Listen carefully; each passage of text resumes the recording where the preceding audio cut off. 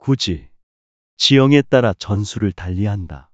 용병의 방법 중에서 전쟁을 하게 될 지형으로는 산지, 경지, 쟁지, 교지, 구지, 중지, 비지, 위지, 사지가 있다.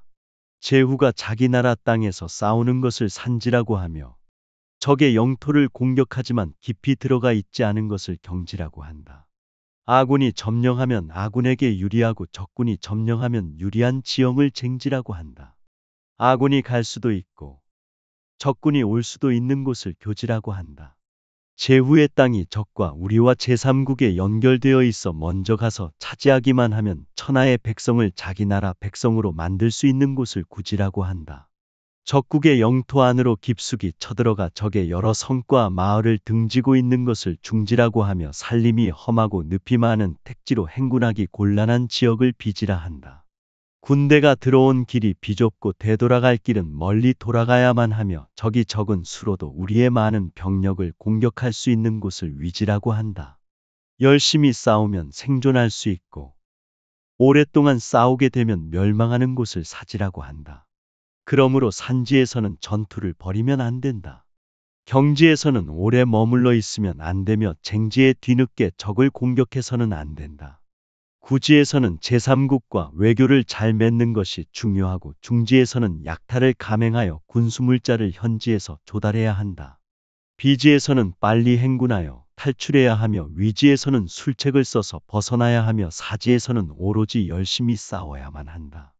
이해부터 전쟁을 잘하는 사람은 적군으로 하여금 전후방의 부대가 서로 연락이 되지 못하도록 만들었고 대부대와 소부대가 서로 의지하지 못하도록 만들었다.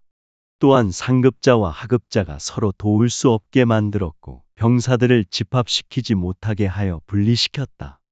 혹적의 병사들이 집합하더라도 이를 통제할 수 없게 만들었으며 이익에 부합되면 움직이고 이득이 없으면 공격을 중지하도록 했다.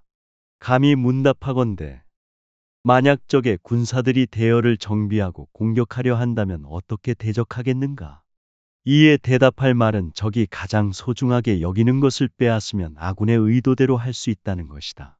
군대의 정세는 무엇보다 신속함이 중요하니 적국이 급히 출정하지 못할 때를 노리고 적이 생각하지도 못한 길을 이용하여 그들이 경계하지 않은 곳을 공격한다.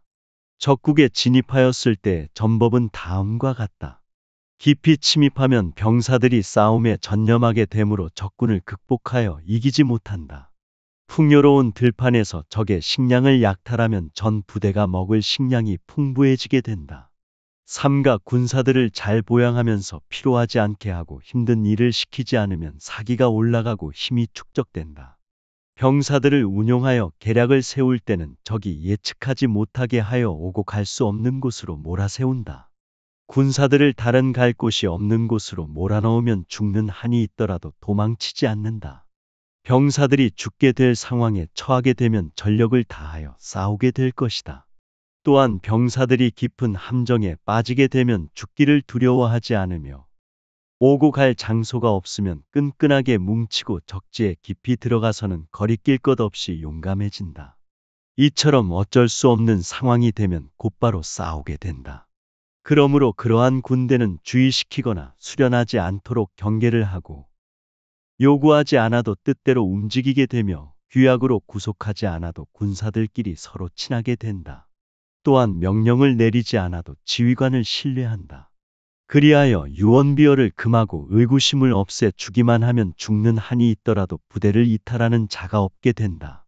아군의 병사들이 재물에 욕심이 없는 것은 재화를 증오하기 때문이 아니고 생명에 집착하지 않는 것도 오래 살기가 싫어서 그러는 것이 아니다.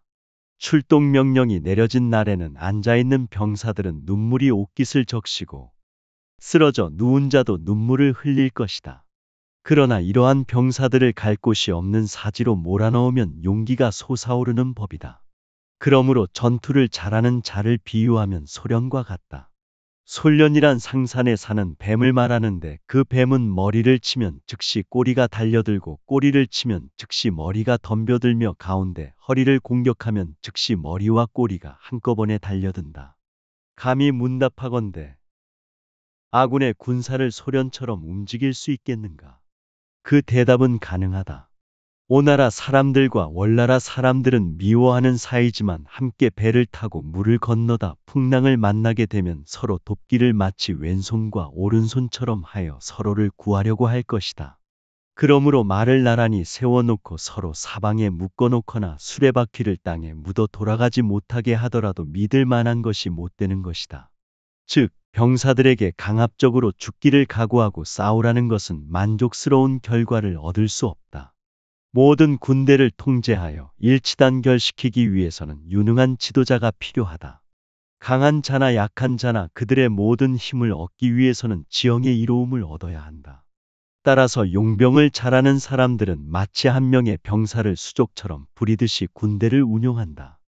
이는 병사들이 그렇게 움직이지 않을 수 없도록 만들기 때문이다. 장군이 하는 일은 심산유곡처럼 냉정하면서도 엄정하게 통치해야 한다. 병졸들의 눈과 귀를 어리석게 만들어 중요한 군사계획을 알지 못하도록 해야 한다. 장군의 용병술이 반대로 바뀌고 세운 전략이 바뀌어도 병사들이 고급 정보를 알아보지 못하도록 해야 한다. 또한 장군이 머물던 곳을 옮기고 가는 길을 우회하더라도 그것을 깨닫지 못하게 만들어야 한다. 장수가 병사들과 함께 기약하고 나면 마치 높은 곳에 올라가게 한 뒤 그 사다리를 치워 퇴로를 없애 전투에만 전념할 수 있듯이 한다. 장수가 병사들과 함께 제후의 영토에 깊숙이 침입하였을 때는 화살을 쏘듯이 신속하게 해야 하는데, 이는 마치 양떼가 갈라지듯이 달려가고 달려오되 행방을 알지 못하게 하는 것과 같은 것이다. 3군의 병사들을 모아 그들을 험한 곳으로 몰아넣는 것이 바로 장수의 임무이다. 이때 장수는 9가지 지형에 따른 병법의 변화, 굴복하여 후퇴하는 일과 펼쳐서 공격하는 일에 따른 이점, 상황에 따른 심리적 변화 등을 진지하게 살피고 상세하게 연구해야 한다. 무릇 적군의 진영에 침입했을 때의 전법은 이러하다. 아군이 깊이 침략하면 전투에 전념하지만 깊숙하게 들어가지 않았을 때에는 분산되어 흩어진다. 나라를 떠나 국경을 넘어가 싸우는 것을 절지라고 한다. 사방으로 통해 교통의 요지가 되는 곳이 구지이고 깊이 진입한 곳은 중지이며 얕게 침입하는 곳이 경지다. 등 뒤가 꽉 막히고 전방이 좁아 진퇴양난에 처하는 곳이 위지이고 오고 갈 수 없는 곳이 사지이다.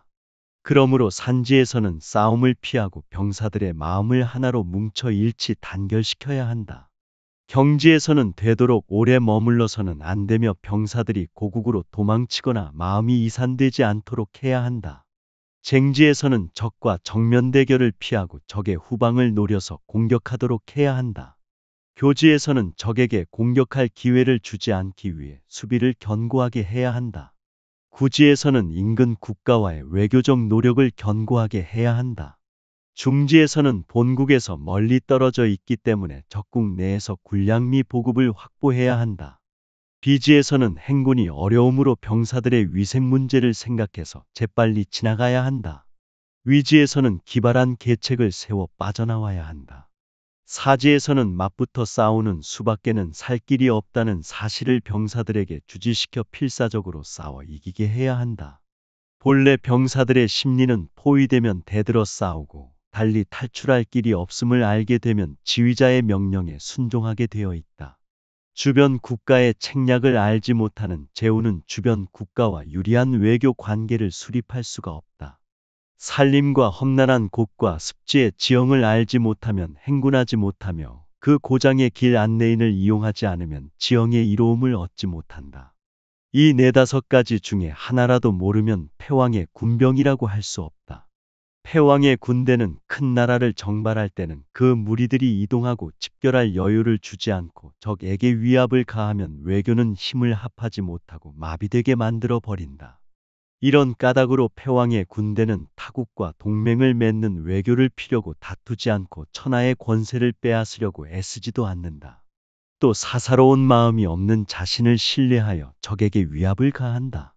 그리하여 그들의 군대가 적의 성을 공격하면 함락시킬 수가 있고 그들이 공격하는 나라는 멸망시킬 수도 있다. 그러기에 법에도 없는 큰 상을 베풀어주고 정사에 없는 엄한 명령을 내려 삼군을 움직이기를 마치 한 사람 부리듯이 할 수 있는 것이다. 군사들은 일로서 움직이게 해야지 말로서 알려서는 안 된다. 또한 이로움으로써 움직이게 해야지 해로움으로써 알려서는 안 된다. 군사들을 멸망할 지형에 몰아넣으면 용감하게 싸워 살아남게 되며 병사들을 죽게 될 처지에 몰아넣으면 힘을 다해 싸워 살아남게 된다. 그러므로 전쟁을 지휘함에 있어서 적의 의도를 속속들이 파악하고 있다면 적을 한 방향으로 유인하여 1000리 밖에 있는 적장도 살해할 수 있게 될 것이다. 이것을 교묘하게 용병술을 부려 전쟁에서 승리하는 것이라고 말한다. 따라서 전쟁이 시작되면 국경의 관문을 폐쇄하고 통행을 금지시키며 적의 사신이 통과하지 못하도록 막고 조정에서는 대신들을 격려함으로써 작전 계획을 연구하여 결정하도록 한다. 적군이 성문을 열면 재빠르게 침입하여 우선 적의 소중한 것을 빼앗는다. 그런 뒤 적의 미세한 허점을 기다려 좋은 기회를 잡고 적군의 움직임에 따라 현실적인 계획을 세움으로써 승패를 결정짓는다. 따라서 일단 전쟁을 시작하면 처음에는 처녀처럼 행동하여 적이 문을 열게 하고 적이 성문을 연 후에는 달아나는 토끼처럼 민첩하게 움직여 적군이 대항할 겨를이 없도록 만들어야 한다.